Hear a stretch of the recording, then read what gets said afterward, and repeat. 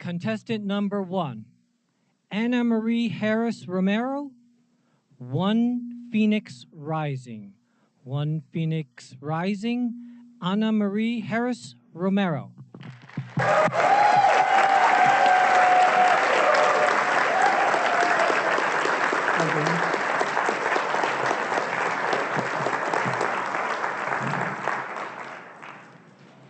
Have you ever started reading a book, and before you even made it halfway through that book, you knew in your hearts that your life was never going to be the same? I have. Mr. Contest Chair, fellow Toastmasters, and most welcome guests. At one point in my life, I was homeless, addicted to drugs, angry, broken, and so very, very alone. I was literally wallowing in the ashes of what had previously been my life. I remember sitting at a bus bench in Orange County, California, watching the buses go by and contemplating on how effective it would be to just fling my body underneath the front tires of the next oncoming bus. I reasoned that the world would be a much better place to be once I finally just ceased to be. It's pretty sad, isn't it? You can only imagine. Well, there I was, so caught up in my semi-suicidal musing that I didn't realize that someone had come and sat down next to me on the bus bench. When I looked over, what I saw was the oldest and very possibly frailest man I had ever seen in my entire life. He looked an awful lot like the Grinch. And I knew if a big gust of wind came along, poof, there'd be nothing left of that man but dust. Well, I kept staring at him, and he at me, and in the back of my mind, I swear I could hear Kenny Rogers singing The Gambler. And I was waiting for that old man to tell me that he could see I was out of aces. Well, that never happened. But what he did tell me is, young lady, you've got some sad eyes. Sad eyes? Sad eyes? My eyes were sad and very possibly sunk down in my head because I hadn't slept for the last 2 weeks due to my drug addiction. And I couldn't even remember a meal I'd had that didn't consist of cheap vodka and stale cigarette butts. Sad eyes. You're a wise one, Mr. Grinch. Well, I sat there not saying too much to the man, and pretty soon, I guess to break the monotony, the old man says, "Boo!" Well, I got up from that bus bench and I moved myself away from there as fast as I could get away from it. But then suddenly, something stopped me in my tracks. And it felt as if a tether was pulling me back to the very bus bench I had just ran away from. Old man was gone. I don't know if he jumped on a bus heading another direction. Maybe a big gust of wind did come along and poof. Of course, I didn't see any dust. The way I figure it, the old man just moved on farther down the line to try his hand at traumatizing another homeless drug addict. From what I understand, it's really quite entertaining to watch. In his stead, however, what I found was an old dilapidated backpack that I immediately dove into just to see if it contained something I needed, maybe some alcohol or cigarettes. But as homeless luck would have it, the only thing I found was a dog-eared, dirty little book entitled The Legend of the Phoenix. I thought, oh, that's just great. Homeless luck strikes again. I am now the proud owner of a book about the history of Arizona. Just what I needed.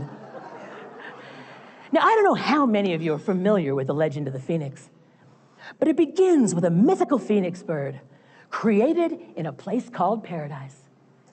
She lived for hundreds, perhaps thousands of years.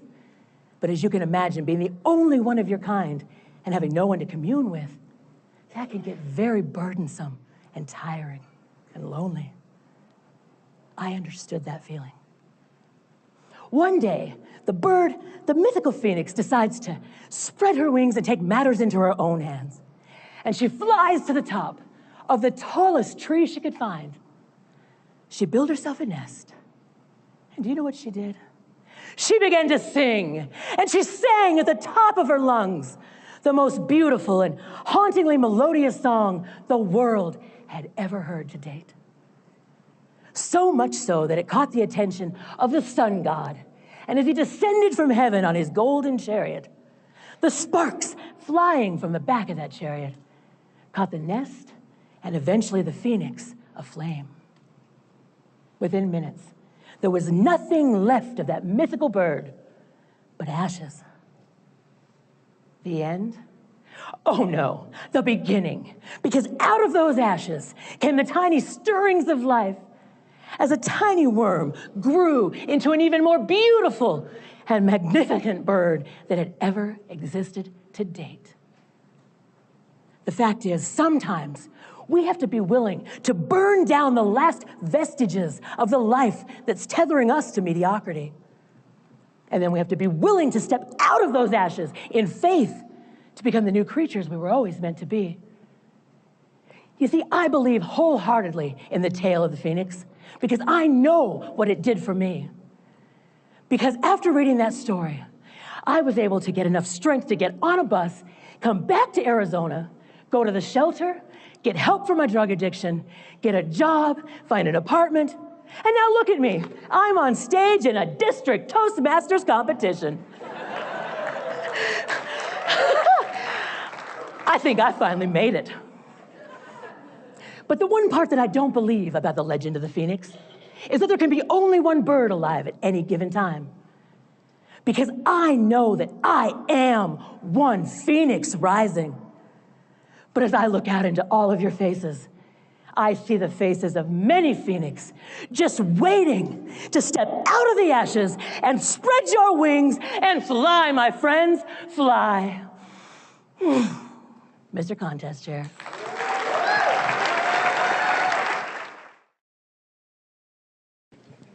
Contestant number 2, Karl Meimer, the missing piece of the puzzle.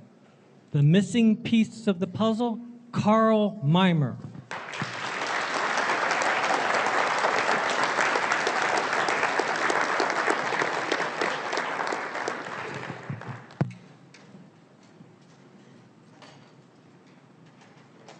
My favorite dance teacher called me again and said, "Karl, I need your help. A couple guys canceled. You know their routine." What are we talking about? She had another 4-week salsa class coming up. And if the first thing that comes to mind is chips and dip, that's not it. Salsa is the most popular and very sexy partner dance. So you need enough women and enough guys.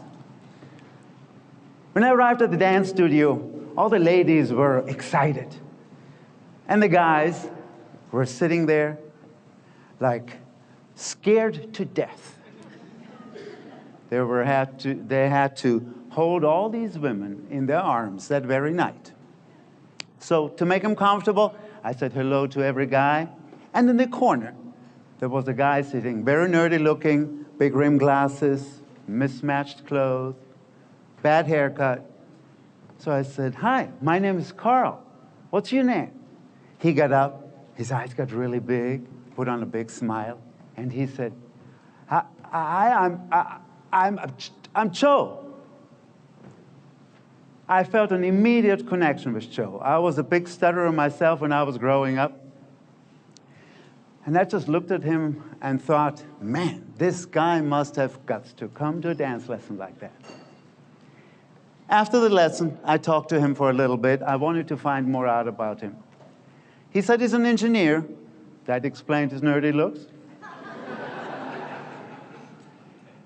Has a good life, but there's something missing in his life. And he described it as the missing piece of the puzzle. He said, I have no social skills, I have no social life, and he would like to meet some ladies, as he termed it. That night did it for him. From that moment on, I saw him in the salsa clubs, salsa venues, in the dance studios. He was like a sponge. He wanted to know everything. And I always encouraged him to go on and do more. Get out there. couple months passed. There was an opening of a new salsa club. And usually there are dance shows. So I was leaning at the bar, sipping on my beer. The show starts. 10 couples go up on the stage. They dance beautifully in unison, like Dancing with the Stars times 10. And suddenly I realized one of the dancers was Joe. He looked sharp, slim and trim now, dancer haircut, black clothing like most dancers wear. And after the performance, he spotted me in the crowd, came over, gave me a big bear hug, said, "Let me buy you a drink, Karl. I have to thank you so much. You helped me, always gave me that nudge, you encouraged me. My entire life has changed. I found the piece of the puzzle." But it also had a ripple effect. And just as he finished the sentence, a lady pulled him back on the dance floor. And then it hit me. Joe didn't stutter anymore.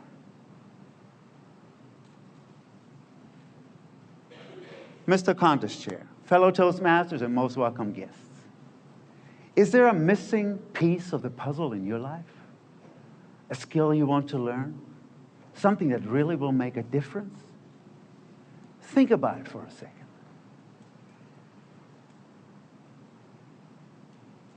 You got it? I can see it in your eyes. You're thinking about something. How about you? That is already the step number one. Identify your missing piece of the puzzle. Step two is very easy. You need to go out there and learn that skill. And what is the best approach? Do it with other people. Stay away from that online stuff. You want to lose weight, shape up, join a walking club or a running club. You want to learn a new computer language? Go down to your community college. Want to learn how to learn public speaking? Here you go. You're at the right place. You want to try dancing? Get over to a dance studio and do it. Because learning it with other people, you realize you are not the only one who is scared. They help you, you help them. Stay away from the online stuff. What is it? I saw an advertisement the other day. Learn public speaking, 100% online. How do you even do that? And the biggest oxymoron of them all, online dating. Don't they realize they will eventually have to interact with real people?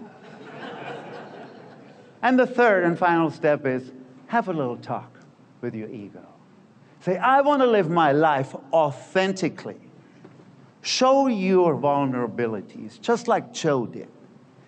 And you know what? That is when you gain real power. And it makes you more attractive and even seductive. So go out there, find that piece of the puzzle that you're missing. Learn that skill with like-minded people. And have a little talk with your ego.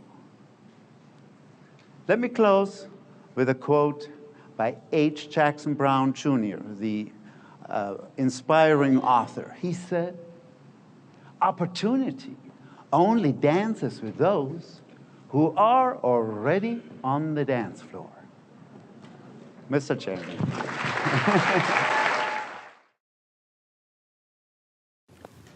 Contestant number 3, Dan McGinnis, change. Change. Dan McGinnis. Thank you, Jim.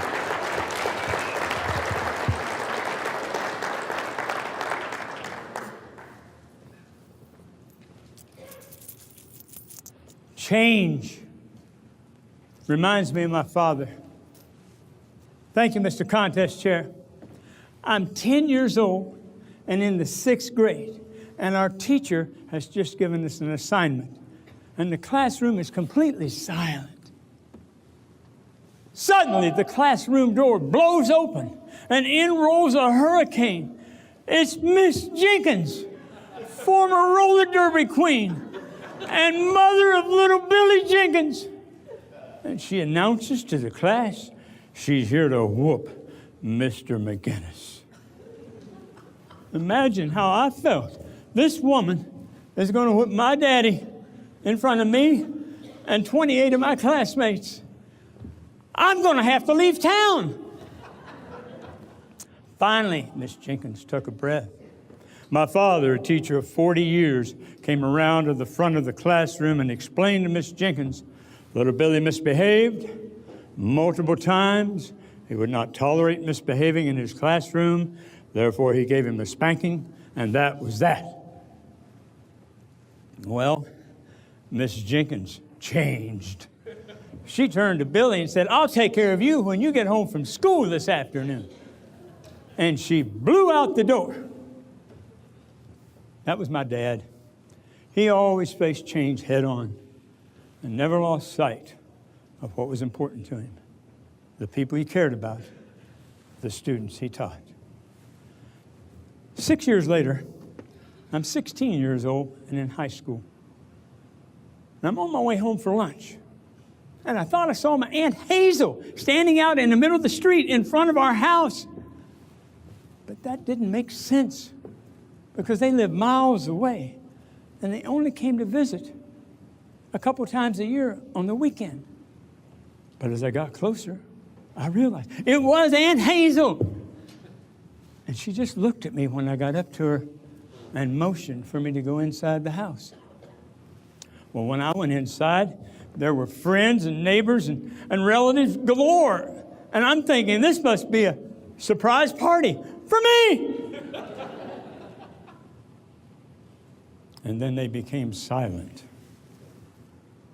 They parted. My mother came forward and said, your daddy's gone. Change. A little while after that, one of our neighbors came over to my mother and I and said, yeah, I just saw Mr. McGinnis this morning. He was standing over there in front of the Greyhound bus station and he was jiggling change. Whenever my father was deep in thought, he would just absentmindedly jiggle change. And he just stand there waiting on a Greyhound bus and collapse right there on the sidewalk.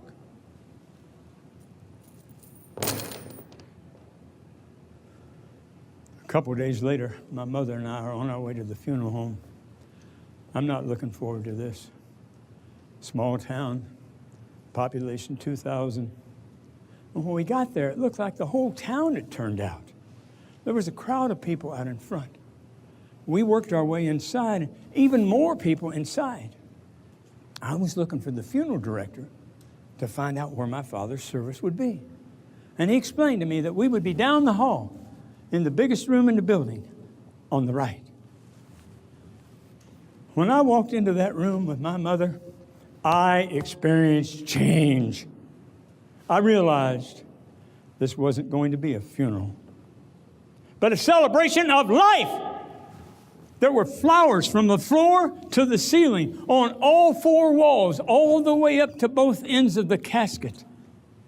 And these strangers, adults who I didn't know, came forward to my mother and I and expressed their condolences, the gratitude they had for him, and they said that he was the best teacher they had ever had. No matter what changes my father faced, he never lost sight of what was important to him. The people he cared about, the students he taught.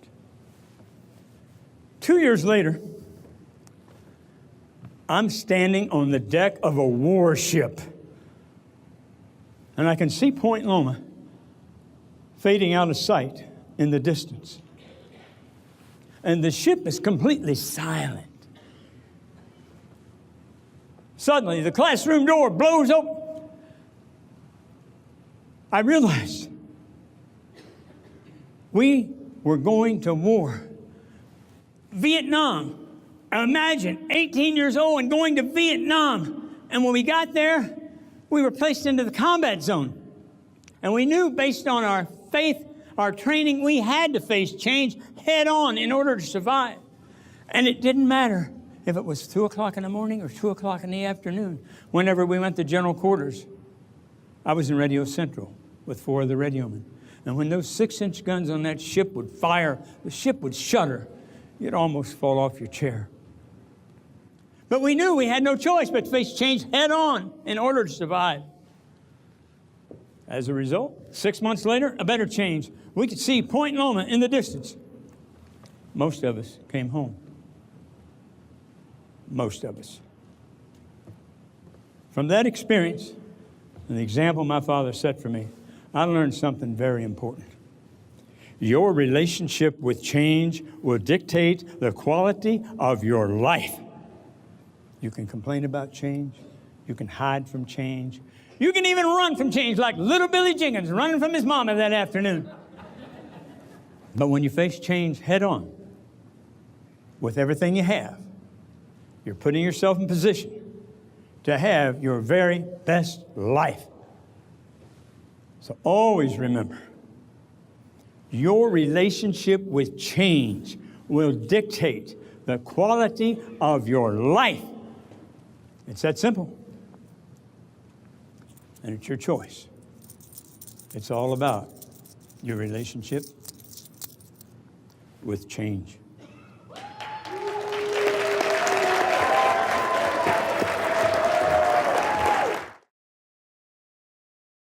Contestant number 4, Paul Brunoforte, the real secret to success.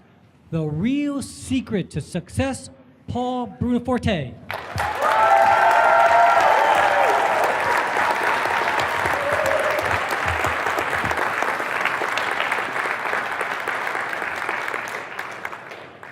This Nike slogan, "Just Do It," is arguably the most recognizable slogan in the whole world. But it wouldn't be if it wasn't for me. Mr. Contest Chair, fellow Toastmasters, guests, and especially those of you who would like to learn the real secret to success. You see, it started many years ago before Nike had the logo. They just had the little swoosh. And at that time, I was a trainer for a Zig Ziglar personal development program, teaching students how to set and achieve goals. And on occasion, if a student complained about how hard goal setting was, I would sometimes act like an Army drill sergeant and go up and say, "Stop whining and just do it." I think one of my students worked for Nike.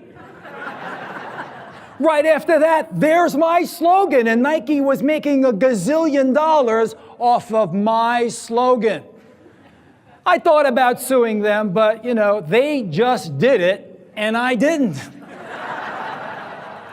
But really, I love this slogan. I went out, I bought the shoes, I bought the pants, I bought the shirt, I bought everything. I even bought underwear that said, "Just do it," on the waistband. It became my personal mantra. And I thought it was such a simple and motivating slogan that many, many, many years into the future, like in the year 2000, there would be millions, maybe even billions of very successful people just doing it. Hallelujah! But it didn't happen. Slowly, perhaps unwittingly, we started to reward underachieving. And you could see it in the schools. No longer did kids have to go out and try out for the team. If you wanted to get on a team, you went down, signed up, everybody made the team. And the teams didn't have to work hard and practice to win a trophy because everybody gets a trophy. I even saw a 9th place ribbon in a league with only 9 teams. Academically, many schools continue to promote kids from one grade to the next regardless of whether they know the material. Some of those kids will just pass on to the next grade, and they don't know they don't have any idea what the material is. No one gets held back anymore. When I was a kid growing up in New York City, kids got left back all the time. I was 12 years old in the 7th grade. It wasn't uncommon for me to be sitting next to a kid with a mustache. And he drove to school. And now it gets worse. Now we are congratulating people for not doing things. Like on Facebook, somebody posts, haven't eaten a donut all day. Whoa, 10 likes, oh, you're so fantastic. Somebody else says, I haven't smoked in 3 days. Oh, you're so terrific. Pretty soon we're going to be congratulating people for not beating their kids. What's going on? Has the world gone upside down, inside out? We're congratulating people for not doing things.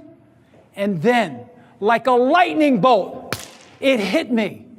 We live in a country with such abundance that you can become really successful by not doing things. And no one's caught on to this yet, not even Nike. So today, I'm going to reveal to you the new logo and the new slogan for the 21st century, and I give you, just don't do it.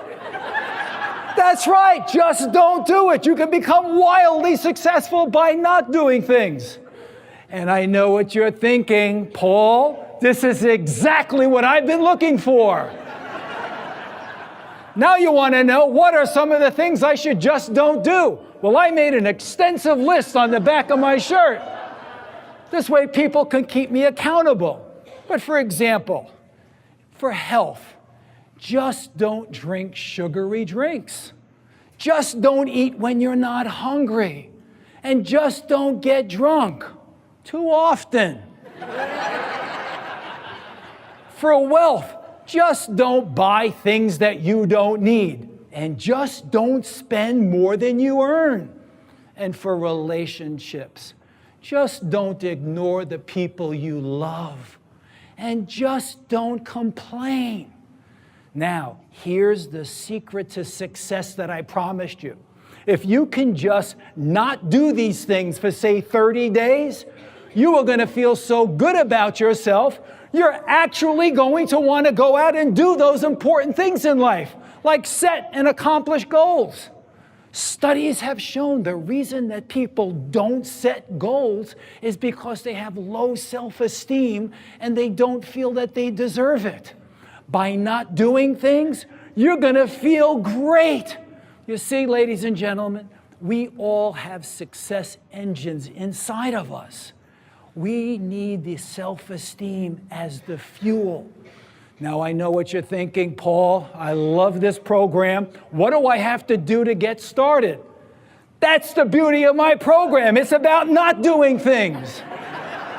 You don't have to buy any books or CDs or prepackaged food. Simply start every day with this thought. If it doesn't improve my health, if it doesn't increase my wealth, and if it doesn't enhance my relationships, then just don't do it. Mr. Contest Chair.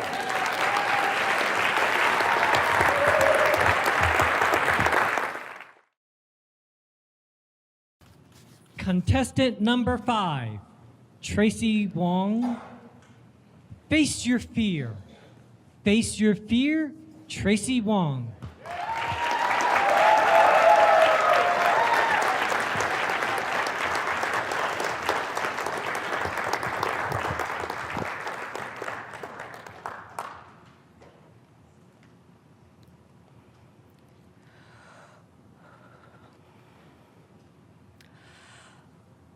Let me walk you through a typical day of my life before 2017. 6:30 a.m. Opened, performed, replied every message with a text. Mute my phone. 8:30 in the morning, Starbucks app put an order for coffee. 12:30 at noon, chose one of the 4 cafeterias at ASU. Went to all-you-can-eat hall. 1:30 p.m. It's the time to reward myself. Starbucks app again. Second order for coffee. 6:30 in the evening. Drove home, had dinner with a cat.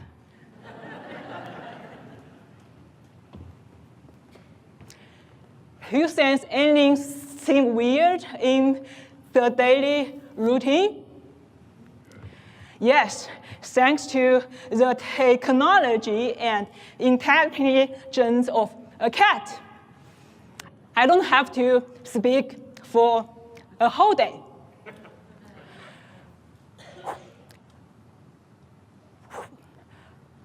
What happened to me?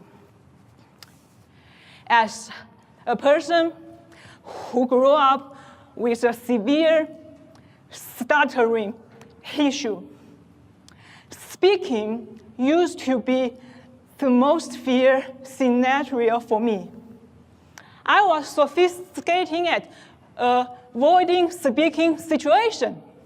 I used a cell phone to mute myself from the whole world, since I don't want to pick up any phone call. I used the Starbucks app to order for coffee because I wasn't able to pronounce the word latte in public. I went to all-you-can-eat a lot, not because I want to eat a lot. But same thing here. I don't want to give the order to a live person. I chose to eat with a cat. Since my cat, he didn't know that I stutter.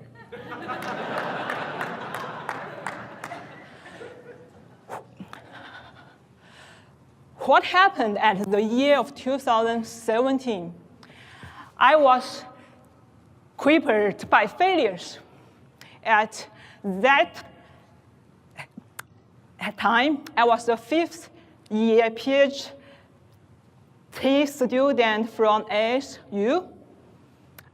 On one hand, I had 7 first author papers. On the other hand, I could barely present my own research. I got rejected after every phone interview. I couldn't find a job. I went to see speech therapists, life coaching, psychological counseling. After seeing them for multiple times, I heard one word again and again: Toastmasters. I first thought it was some breakfast event where I don't need to name the order. Then I was on the very first meeting.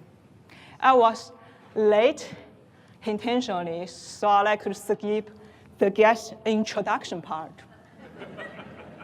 However, at the end of the meeting, there was a guest feedback session. I tried to escape, but the door was all closed. I had no choice but to stand up. It took me 30 seconds to utter 6 words. Hi, I am Tracy. It's nice. At the end of the meeting, I went out to the parking lot, sat in my car, and cried.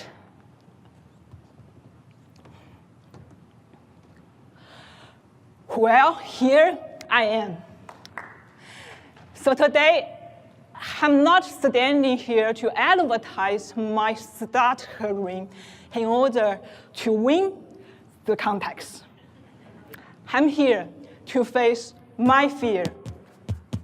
As is said by Mark Twain, the courage is not the absence of fear.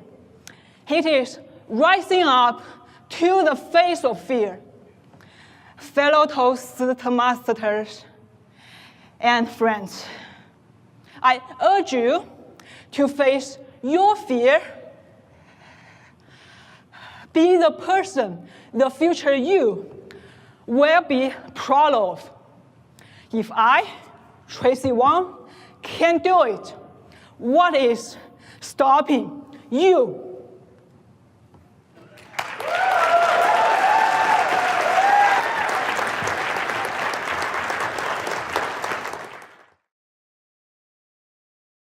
Contestant number 6, Stephen Enteman.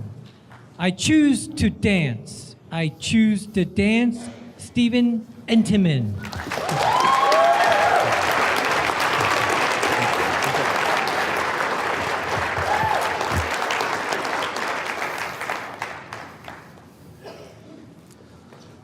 Life is not about waiting for storms to pass. It's about learning to dance in the rain. Vivian Green said that. Friends, growing up in Phoenix, I had the unique opportunity to spend time with 3 beautiful women. My great-grandma, my Aunt Jessie, and my grandma Mildred. We lived really close together, so I was over there all the time. My great-grandma, she was a crazy old lady. No, I mean it, she was crazy. She used to wait until we would be playing and sneak up behind us and then let out a meh. We'd be startled and we'd turn around and there she'd be standing looking so innocent, as if we didn't know she had that cardboard tube behind her back. She also liked to wear these rubber pointy fake ears. I think they were fake. And she made us laugh. Every Saturday evening, you'd find great-grandma in her rocking chair in front of the TV, watching Hee Haw, Lawrence Welk, because she loved to watch them dancing. Now, my Aunt Jessie, she had a unique life. She lived until she was 93 years old. She never married. In her 20s, she lost her hearing. She also never learned sign language. Instead, she read lips. You could say Aunt Jessie and I, we had our own special kind of dance, because like a Scooby-Doo episode, I'd run in one room and she'd chase after, and I'd always pop out of some other room, and she never could figure out how I did that. Every year for my birthday, she gave me my very own can of mandarin oranges, and I'd sit there slurping them up one by one, pretending that they were goldfish.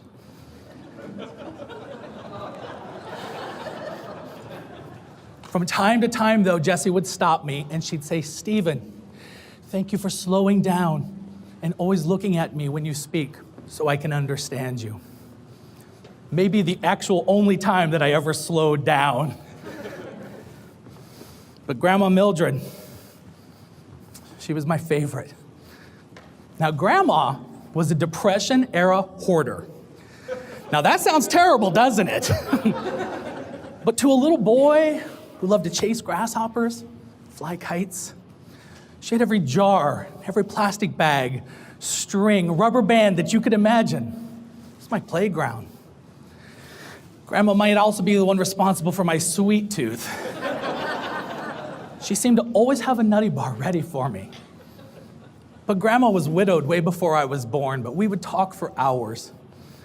She'd tell me the stories about when my grandpa and her were dating. He'd take her out on Saturday nights, but she loved it most when he took her dancing. It was a great childhood. It was filled with lots of play and love. It was beautiful. It was innocent. And then it changed. I remember the phone call that Saturday morning, and it was my grandma. Stephen, get your parents. I knew something was terribly wrong. And minutes later, my parents ran out of the house, and they left us at home all day long, wondering what truly had taken place. Late that night, they came home, and that's when we learned that there had been a break-in, and my great-grandma and my Aunt Jessie had been attacked. 3 days later, great-grandma died. Days after that, though, Aunt Jessie came to stay at our house. And when the police came, they sat around the table with the family, and me, little Stephen, hid around the corner listening to every single word. Jessie told the police that she was awakened that morning by the lights when they flew on in her room. She sat up in bed, and there was an angry man standing at the door yelling at her. She said, I can't understand you. Please, write a note. The man took the note and scribbled, give me your money or I'll kill you. But she said, sir, we're just two old ladies. We don't have any money. He climbed up onto the bed and he proceeded to beat her over and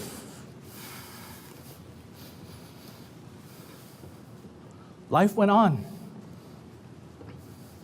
The case went cold. Aunt Jessie eventually passed. We sold those houses. We never know how events will shape us. But years later, I became a police officer. I was about 20 years into my career when I received another phone call. Who's Martha Winters to you? That was my great-grandma. You have a suspect? After all these years? I met the detective, and piece by piece, he laid out the case for me. You see, at that time, they had found a comb outside of the house, and now they could test for DNA. And they made a match, but they couldn't put the person inside the house, no. But another piece of evidence existed. A note written 30 years ago in anger that said, give me your money or I'll kill you. A partial fingerprint matched. A suspect was found, an arrest was made, and eventually was convicted. My family finally, after many years, received justice. And it makes me think that storms come into all of our lives. And storms cause destruction, but they also cause opportunity and growth. See, life's not about waiting for the storms to pass. It's about learning to dance in the rain. From time to time, I drive by those two houses, and I have a choice. I can remember a horrible, horrible event that took place that day. Or I can remember 3 beautiful women that taught me to laugh and to love, to play, and to dance. And I choose to dance. I choose to dance. Mr. Contest Chair.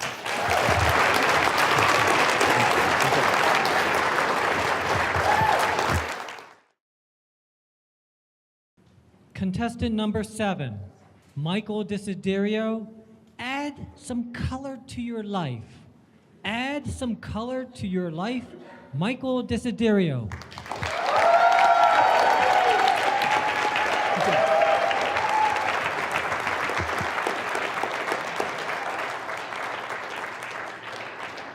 Mr. Contest Chair, fellow Toastmasters, and those of you with shirt envy.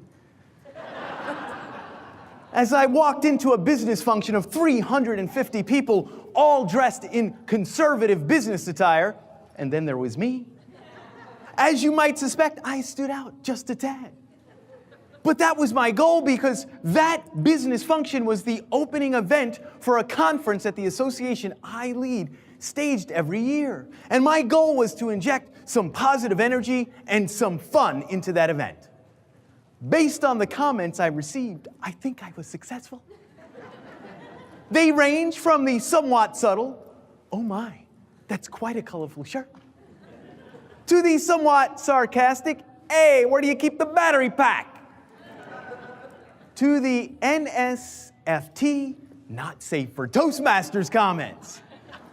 But wherever they were on the continuum, all of them came from a place of fun and energy. Because of the color, we can add color and influence people every day this way.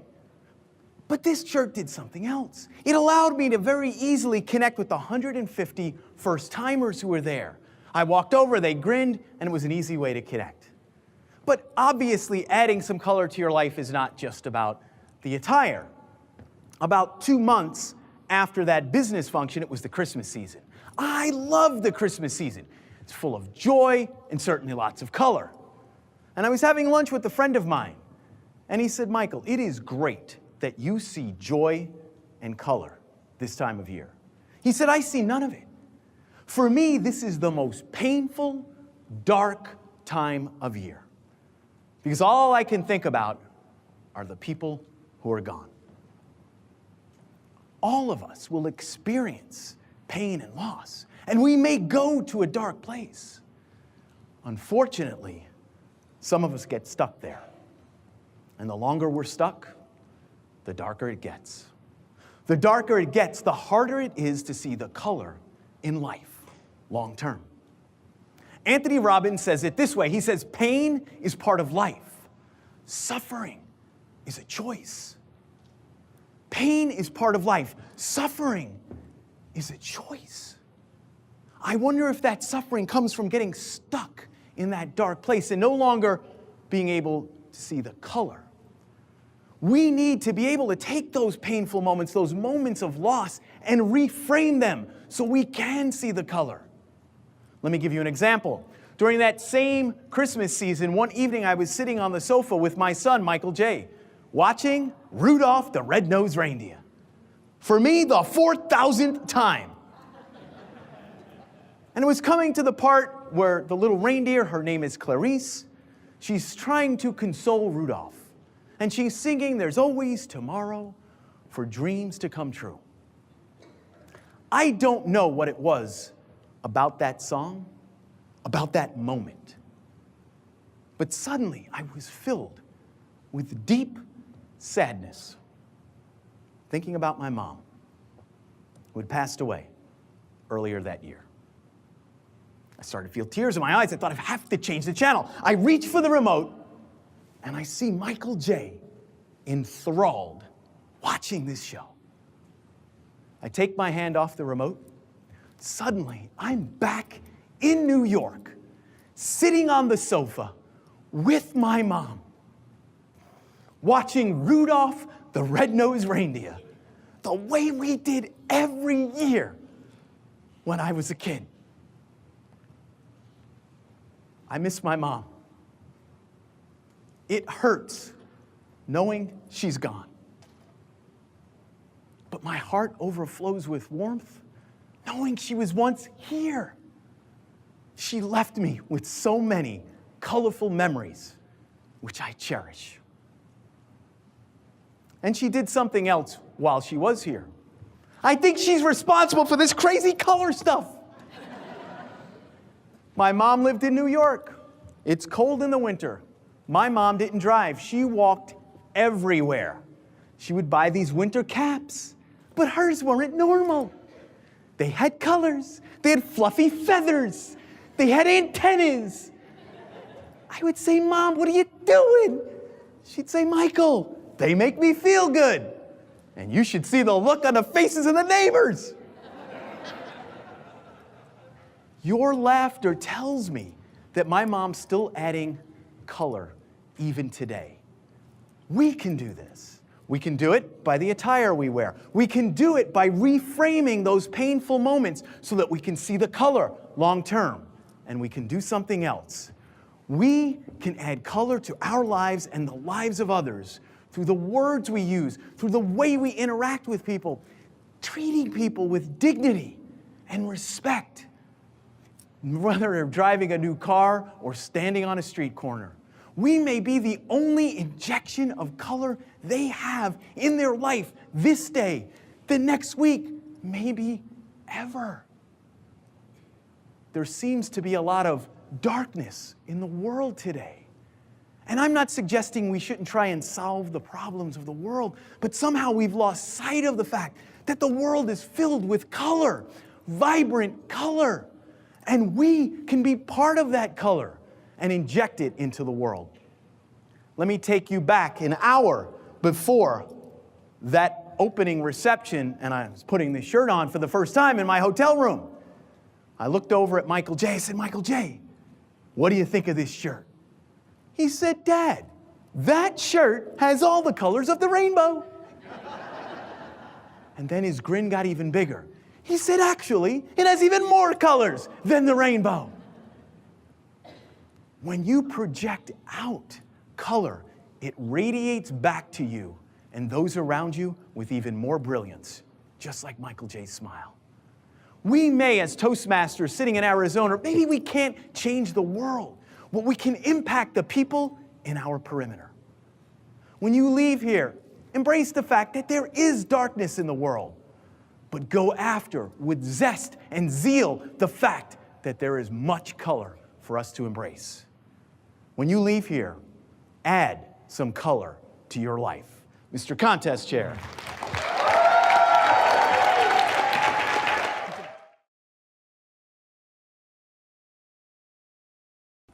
Contestant number 8, Jennifer Herrera.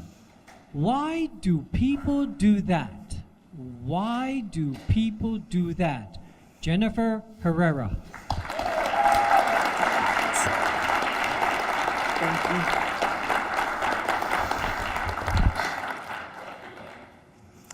It's 10:30 p.m.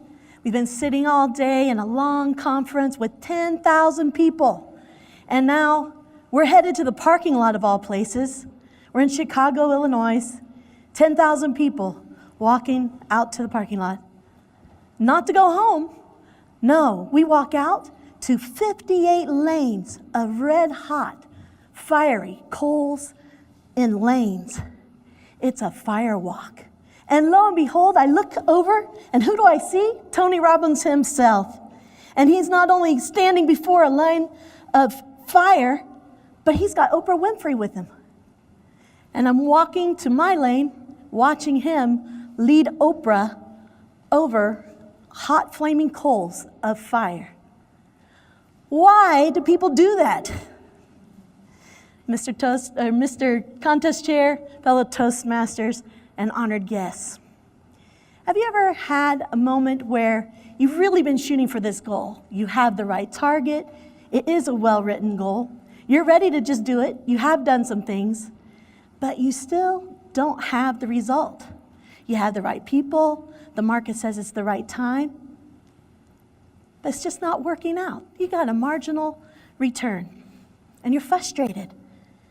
Maybe in your relationship, you've really put some time in on working with that person and interacting and trying to understand their world so you can connect better. And you get a result.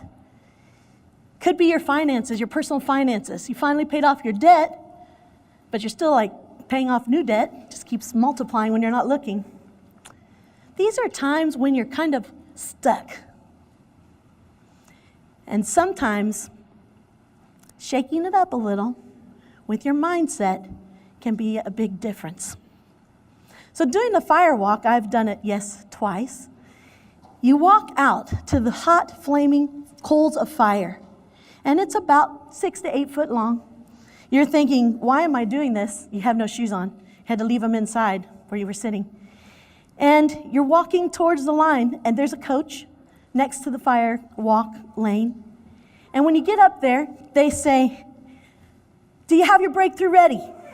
And you were programmed ahead of time to think, what is it that I really want to push through on and make different in my life? And you say, yes. And they're like, all right, make your move. So you're like, yes, make your move, yes.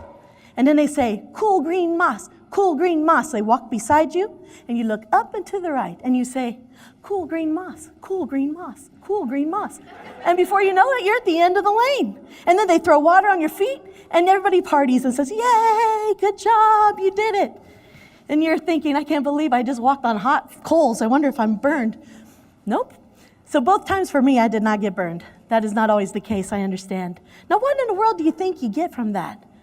Well, one thing you get from that is you push a boundary. Our minds have boundaries. Our minds say, I can only go so far. Well, my goal is only going to take me where, like there. And sometimes in a relationship, you're like, well, you know, we met late in life, or we met too young. We have different mindsets.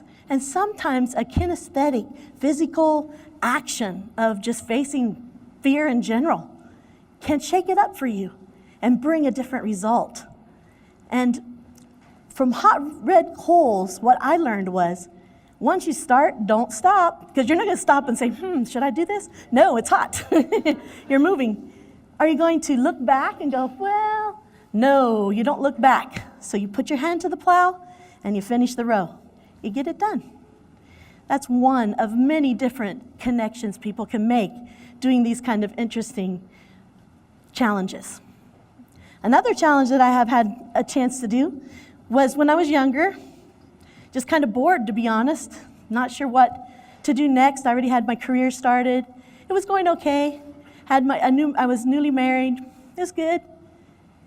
And my girlfriend said, hey, I got a free ticket to go skydiving. You want to go? I said, sure. So we go to the skydiving place before the time of cell phones, or I'd love to have had a picture. And we did a 3-hour class, and guess what? We were officially trained, and now we are able to jump out of an airplane. So we get on the airplane with our pack, and we're walking pretty proud of ourselves that we did this class. And we look over, and there's a group jumping, and they go, hey, stop. Take a look, and let's learn from them. So we're watching them come out, and they're jumping out of the airplane. It's going, and then all of a sudden we look, and the target's here, but they're kind of landing over there. And we look, and they land in the cactus. And they had to call the EMS.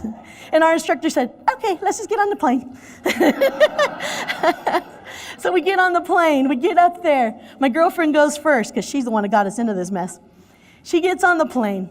The goal is, the rule is, if you go out on the wing, you don't get to come back in. So she goes out on the wing. And on 1, the instructor says 1, and you grab the wing. And on 2, you're supposed to put your foot back.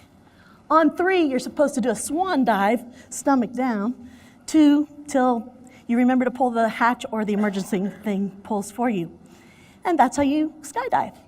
So she gets out there, and the instructor goes 1, and she goes, and he goes 2, and she looked, he goes 2, and she went, put that leg right around the bar. And then she looked at me and she goes, let me in. And I go, I can't. And the instructor goes, well, she's just gonna have to drop. Sure enough, her legs give in. She's going like this, hanging on like this. And then she goes in fetal position. And when you do fetal position, your chute doesn't open right. She had to kick the chute out. Thank God she was able to get it untangled. She landed, and then he said, next. So I was smart. I said, God, if I jump and I live, I promise I will never do this again. Thank you. Went out on the thing. 1, 2, 3. Jumped, hit the target, done. What did I learn about that?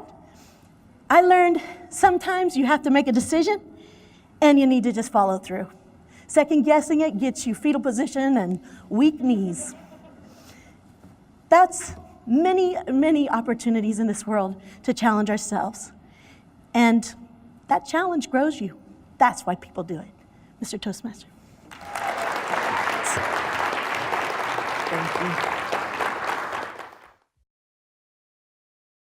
Contestant number 9, Garrett Hamlin. I've been dying to give this speech. Garrett Hamlin.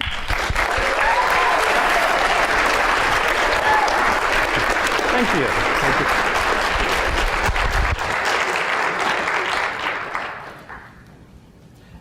Did you know that Arizona has literally thousands and thousands of miles of stunning hiking trails?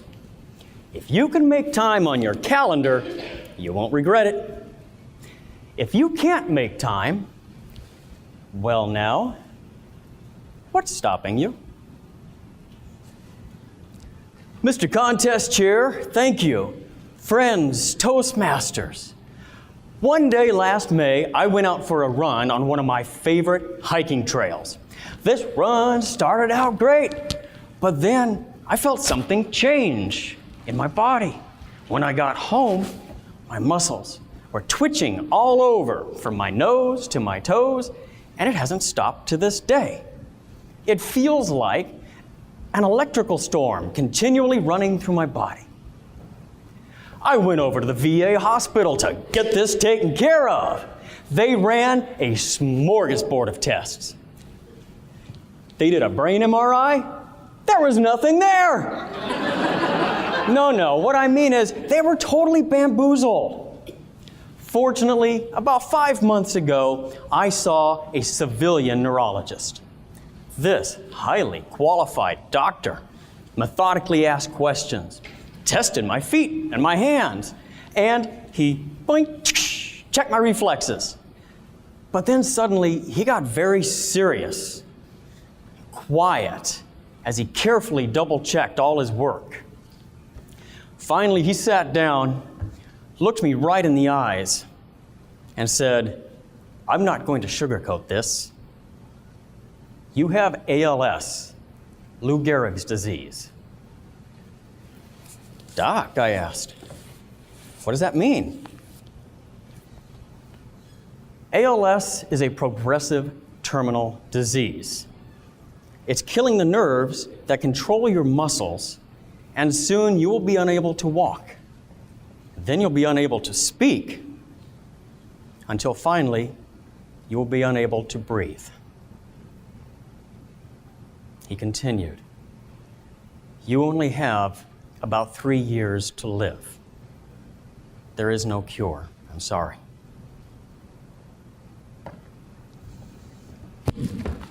I drove home in shock. I desperately Googled everything about ALS. I was searching for the cause. I was searching for a cure. I was searching for any hope at all.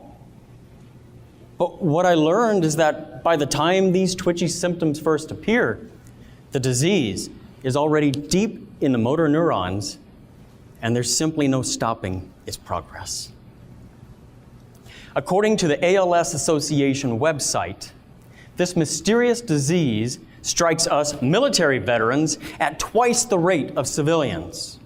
In fact, since 2001, ALS has taken the lives of more veterans than the wars in Iraq and Afghanistan combined.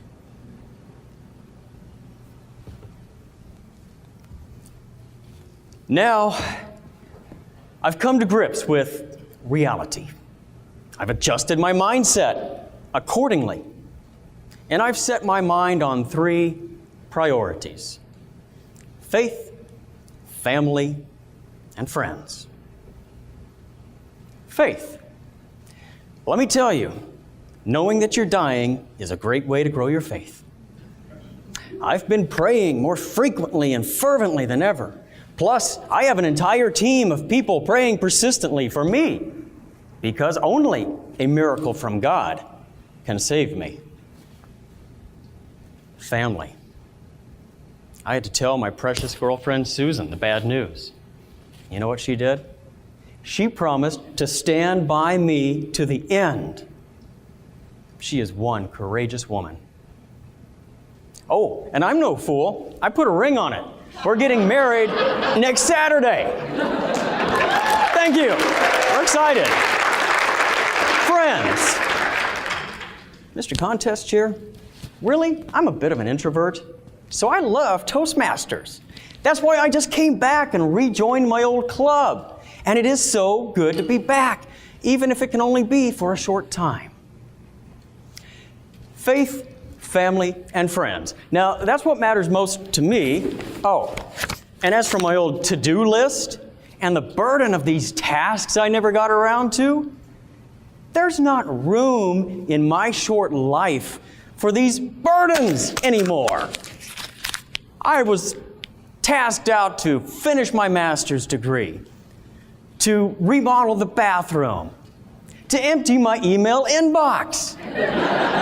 No. Here's my new mindset.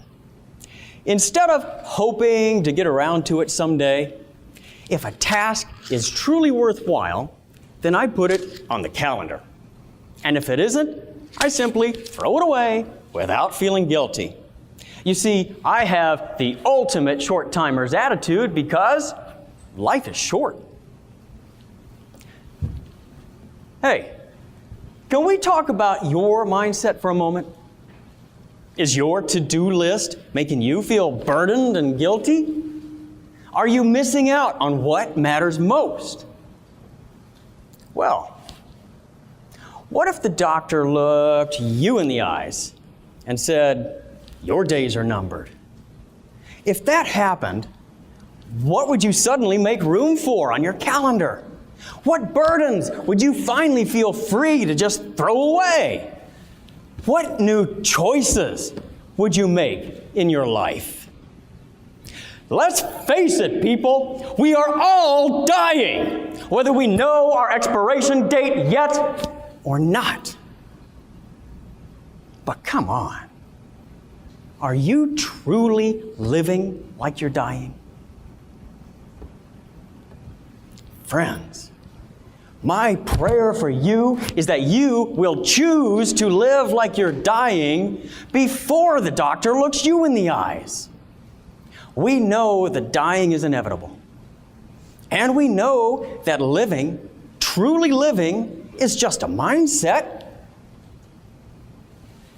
Well now,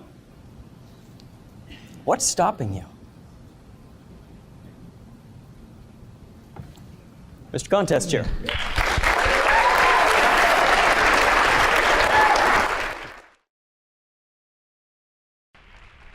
Let's give all of our contestants another round of applause. Congratulations to all of our contestants.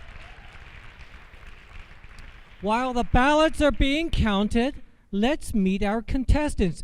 Contestants, please come up onto the stage and stand in the order that you spoke.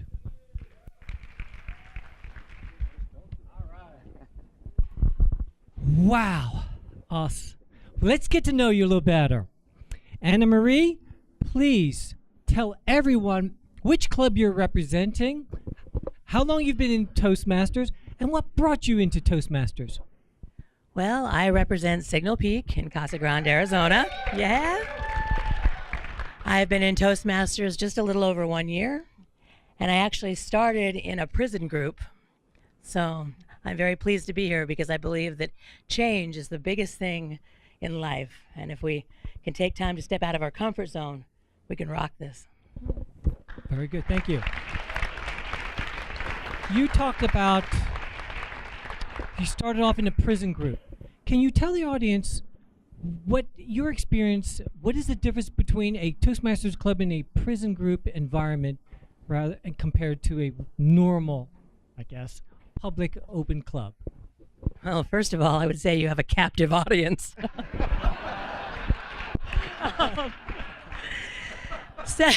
Second of all, I feel like and I actually was blessed to speak at Carpe Diem, which is another prison group in the area just a few months ago, which was absolutely awesome because just to watch the gentlemen and to see the passion in their eyes and the changes that takes place within someone who's stepping out of that comfort zone and doing something different, I just think it's absolutely amazing. So if you ever get a chance to check out a prison group, please do, because you will be absolutely so inspired to see people who have never thought in that manner literally step out and become beautiful Phoenix Rising.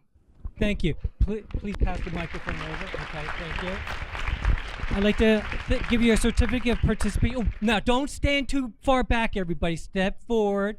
There was a little mishap the other day. I don't want to see anybody falling backwards. Thank you so much. I really appreciate it. Thank you.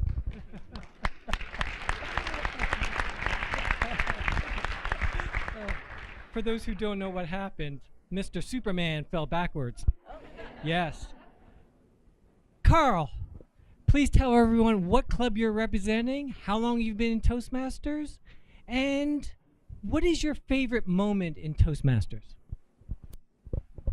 Good evening, everybody, fellow Toastmasters and guests. I'm representing Oro Valley Toastmasters, and some of you have asked me today, where is Oro Valley? Well, that's down in the Tucson area for you people from Phoenix. Okay. I've been in Toastmasters on and off for over 10 years. And what was the third question, Jim? What was your most memorable moment in Toastmasters? The most memorable moment, which I often tell, is when I decided to join Toastmasters. I drove up to that first club I wanted to visit, and I didn't have the guts to get out of my car, so I came back again a week later and did the same thing. And finally, on the third week, I had the guts to go actually in. So that is a story that I will never forget. And here I am. Well, thank you, Karl. And just so that everybody knows, Karl is a member of my club. I live in Oro Valley as well, down in Tucson. So thank you, Karl, very much. Pass the microphone down. Thank you, Jim.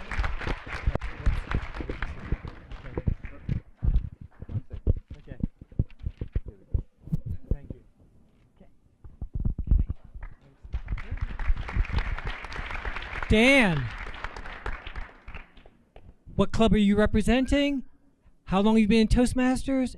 And what is your most memorable moment in Toastmasters? I represent Unity Speakers. Been in Toastmaster 13 years. Most memorable moment did not happen at a Toastmaster meeting. We moved here in 1979, and my family went to church every Sunday, the Camelback Church of Christ, and I had a burning desire to lead singing, because my dad made me not only learn the multiplication tables, spelling, and a few other things, but he taught us to sing in school. Finally, after 1 year in Toastmasters, I walked up and said, I'd like to lead singing, and they said, go ahead. In front of 300 people, and about 20 people came up to me after services was over and said, you're really a good singer. I didn't know you could sing. That's it. Thank you, Dan. Thank you, Dan.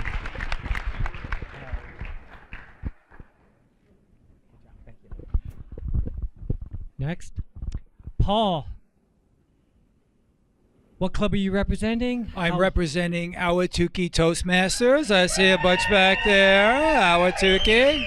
And how long have you been in Toastmasters? Well, I've been in Ahwatukee Toastmasters about 7 years, and I joined Toastmasters in 1984. 35 years ago. 35 years ago. I was 6 years old, and... All right. I wanted to tell you, when I heard your speech at the division contest, I went home and I told my wife about just don't do it, and I told her that. I'm not doing any more chores. And she said, don't you listen to that. Just don't listen to Paul. So do you tell us something that you don't do at home that gets you into trouble? Well, my wife is right there, so it's a little scary. I just don't argue with my wife. I forgot to put that on the back of my shirt. You know, I should have put on there, don't argue with your wife. Okay, very good. Thank you. Okay.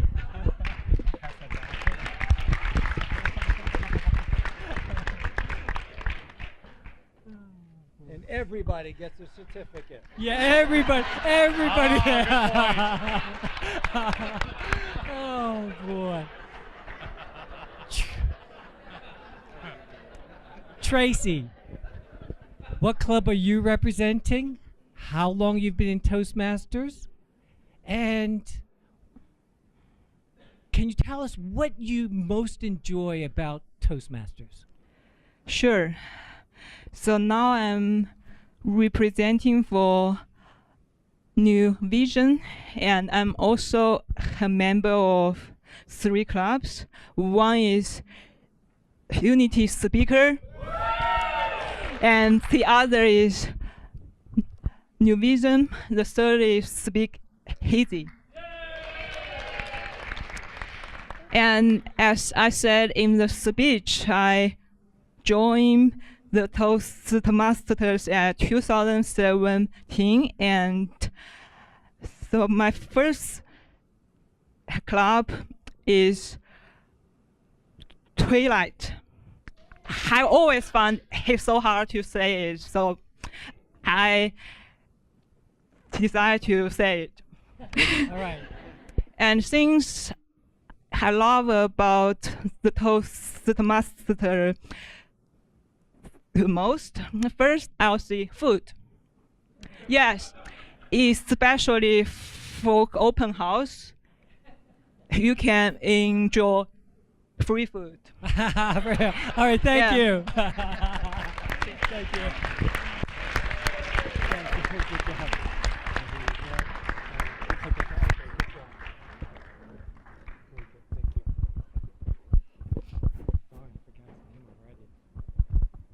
Is it Brent? Brent, what club are you representing? How long have you been Toastmasters? And tell us about that house again. I want to hear more about. No. Tell us about your favorite moment in Toastmasters. Thank you. Stephen, sorry. With a PH, by the way, with a PH. Just putting that out there on the record. Stephen. Actually, I'm here representing the Agave division. The club is Sleek. I'm also, my base club is actually Melrose, part of Verde division. So. I think it's too hard to pick your most favorite because if you've been a Toastmaster, I've been a Toastmaster now for 4.5 years. There's so many different times. Obviously, speech competitions, watching something grow from the beginning to get in. But if you look at every single person next to you, everybody has a story. Toastmasters gives you the opportunity to learn so much about people and to grow, and I think that is my absolute most favorite part of being part of Toastmasters is watching people grow and support each other. Okay. Thank you, Stephen. Thank you, Stephen. Thank you, Stephen.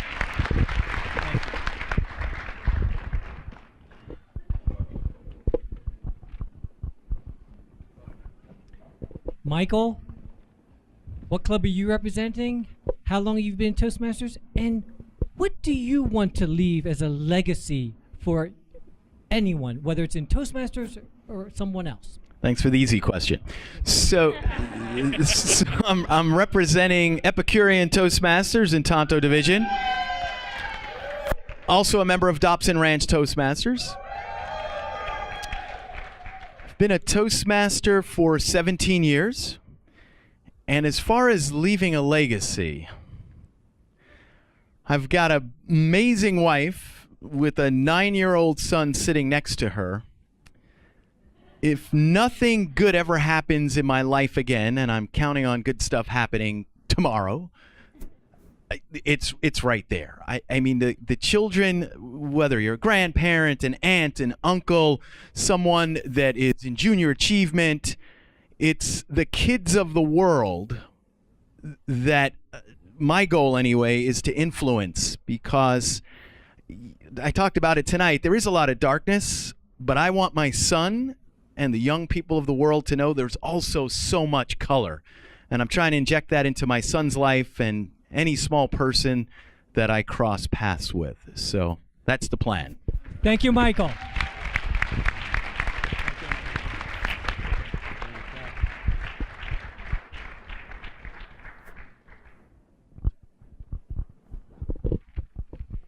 Jennifer, what club are you representing?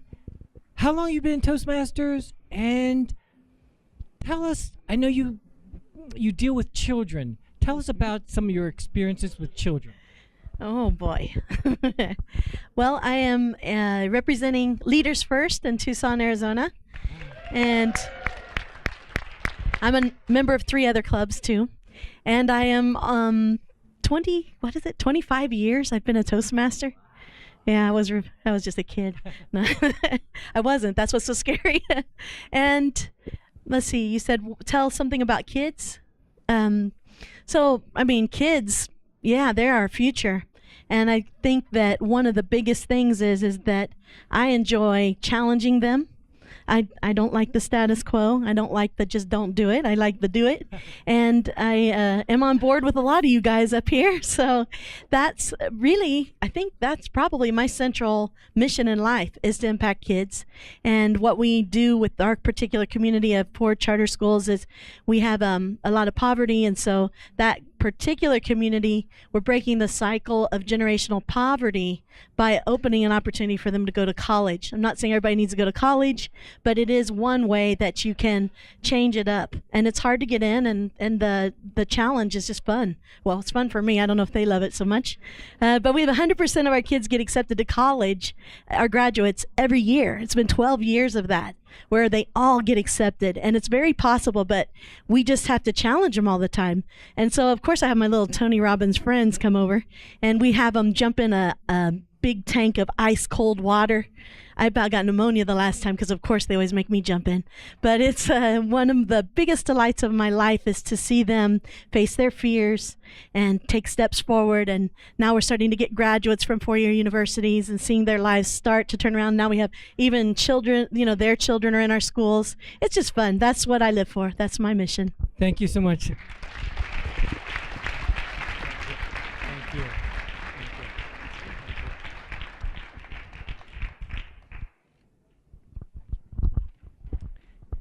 Garrett. Jim. What club are you representing? How long you? I know I heard it, but how long you've been Toastmasters? And I know I was so motivated and inspired by your speech.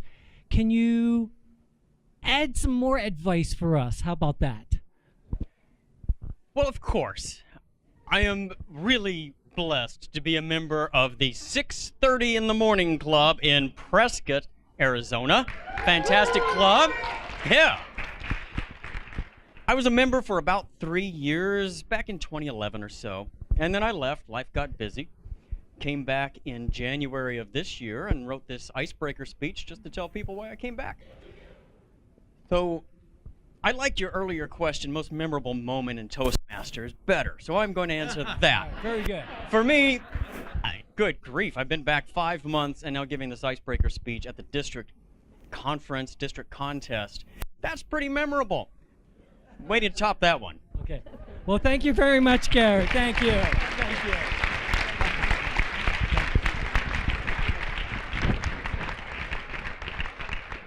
Good job. Thank you. Thank you. Please give everyone, again, a nice round of applause. Thank you.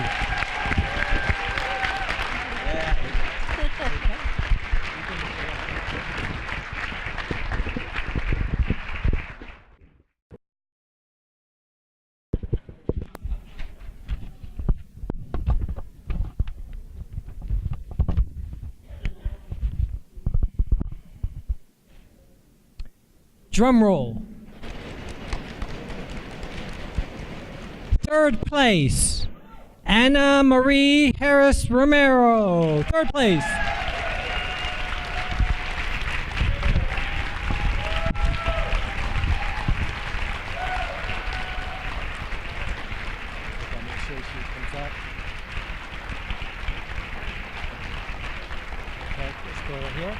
Thank you.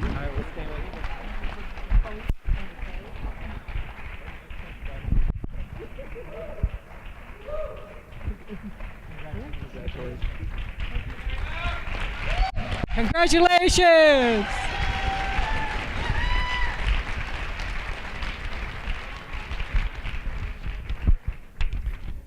Drum roll. Second place, Tracy Wang.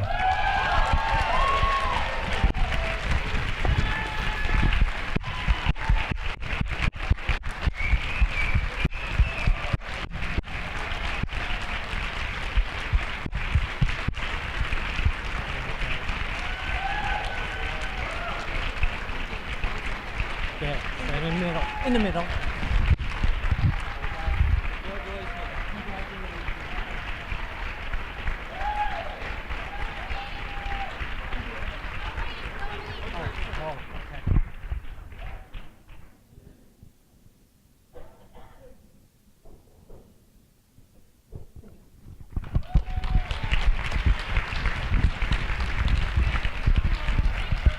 Big drum roll. First place international winner goes to Garrett Hamlin.